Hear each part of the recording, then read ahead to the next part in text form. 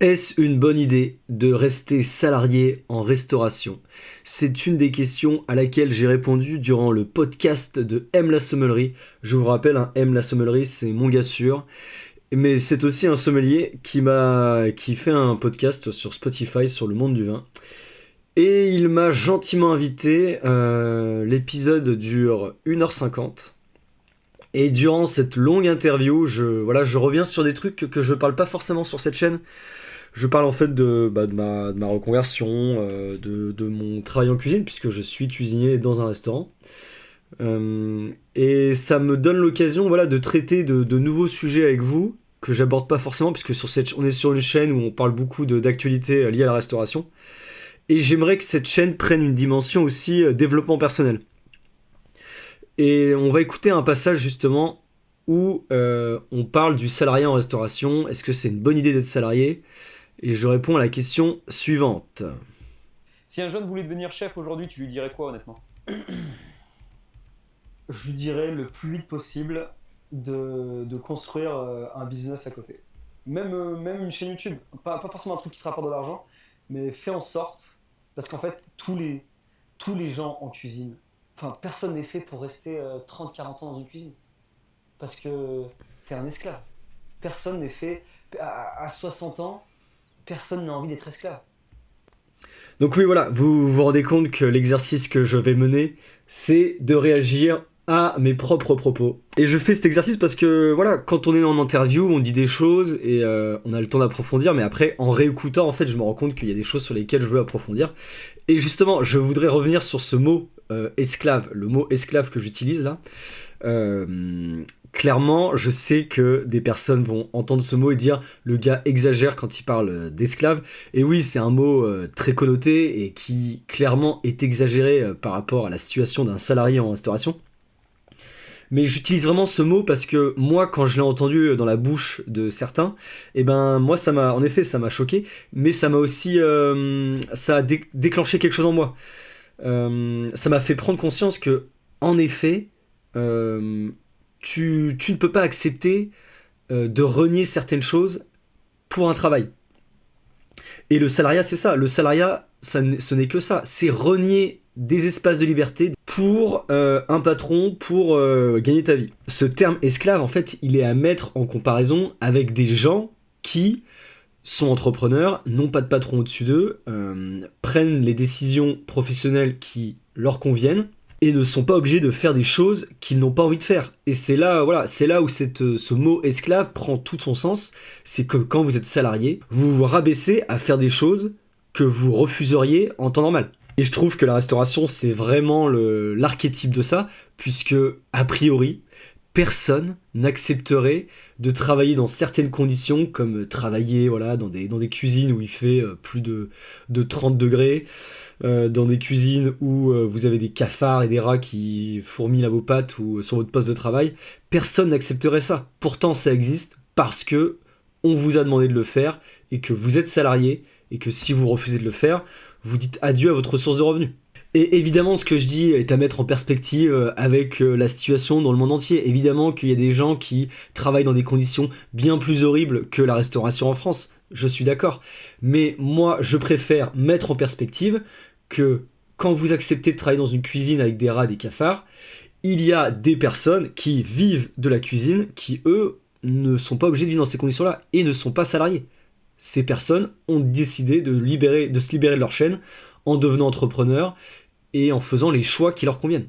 Et d'être payé 2000, même 2500 balles, enfin, par rapport à ce que ça te coûte physiquement. Donc dès le début, man, fais un.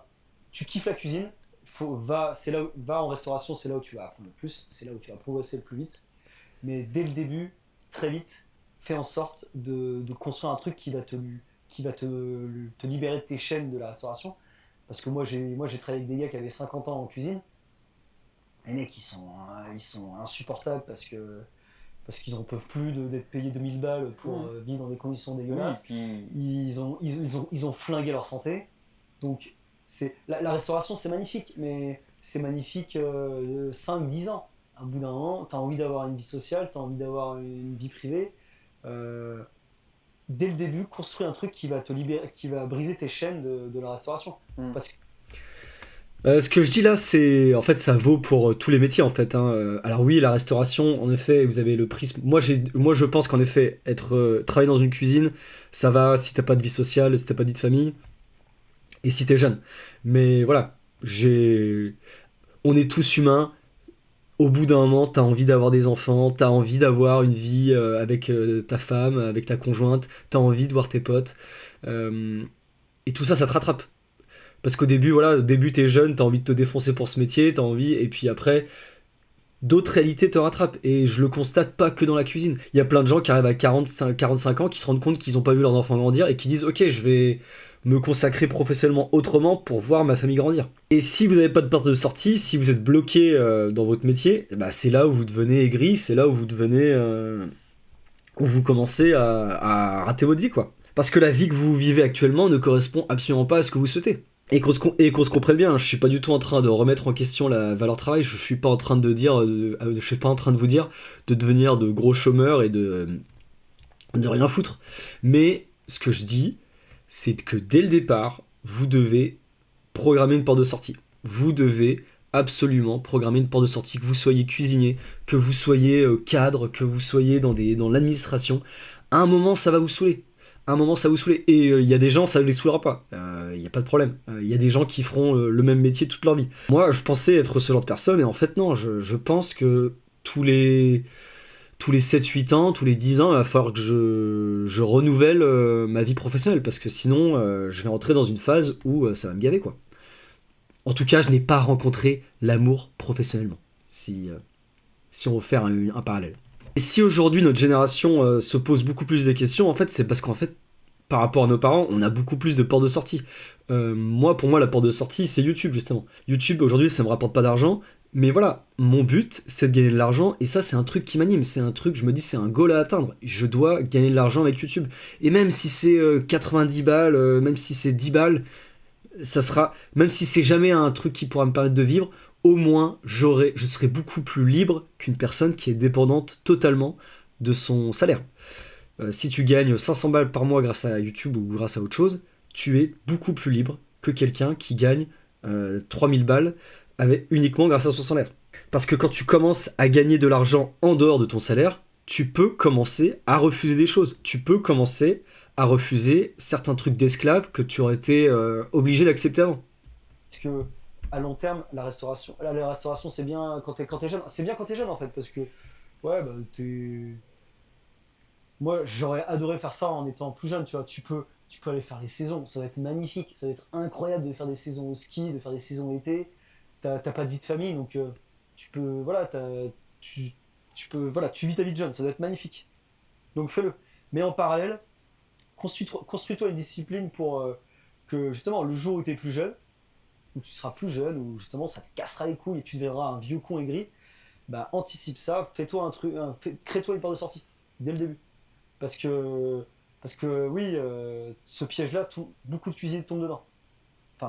Enfin oui, c'est difficile de pas devenir aigri et de te retrouver flingué physiquement, mentalement.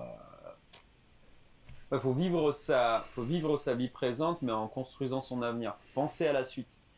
Et garder à l'esprit que ce qui est aujourd'hui ne sera pas demain. Et tu l'as très bien imagé avec la notion de l'état de santé physique.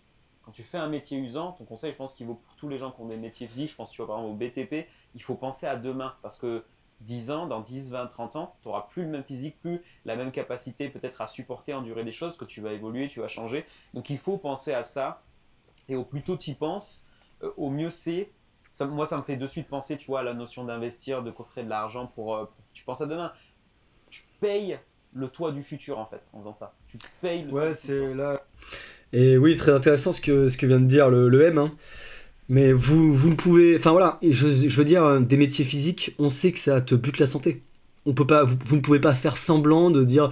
Enfin, c'est pas une fatalité. C'est pas une fatalité de dire ah bah je fais un métier physique donc à 60 balais ma santé sera flinguée. Mickaël fait le parallèle avec l'investissement financier, c'est pareil. On parlera, j'aimerais bien qu'on parle d'investissement financier sur cette chaîne aussi parce que vous ne pouvez plus faire semblant aussi. Ce n'est pas une fatalité. On entend un discours qui ressort souvent en ce moment, c'est que notre génération n'aura pas de retraite. Moi, je crois en ce discours. Et au lieu de vous dire, qu'est-ce que va être mon avenir, qu'est-ce que va être ma vieillesse si j'ai pas de retraite, de broyer du noir, de rien faire en fait, dites-vous que ce n'est pas une fatalité. Internet permet de préparer sa retraite autrement que ce que nous propose le système par répartition actuel. Voilà sur quoi je voulais vous faire réagir. Votre travail, votre vie pro, ça s'anticipe, ça se prépare. On essaie de trouver des portes de sortie. C'est comme votre santé, vous n'êtes pas fatalement dédié à flinguer votre santé avec le travail. Et c'est comme vos finances. Vos finances, c'est pareil. Votre retraite, ça se prépare, ça s'anticipe. Il y a des portes de sortie. Vous n'êtes pas enfermé dans un système où vous êtes l'esclave. Internet nous a libérés. Il faut que vous sortiez que Internet, c'est juste un outil de divertissement. Internet est un outil où vous apprenez des choses, où vous pouvez monter en compétences et sortir d'un système. Qu'est-ce que vous pensez de ce type de contenu ? Donnez-moi vos retours. Est-ce que ça vous intéresse les dessous du métier de cuisinier ? Je serais ravi d'en parler plus. Je vais sûrement réutiliser d'autres passages de cette longue interview. Allez sur le podcast du M. Allez lui donner de la force. Maintenant, dites-moi en commentaire si vous aussi, vous avez commencé à préparer votre porte de sortie. Ou est-ce que le mot esclave vous pose problème et que vous ne vous considérez pas comme un esclave ? Dites-le moi en commentaire. Je vous dis à très vite.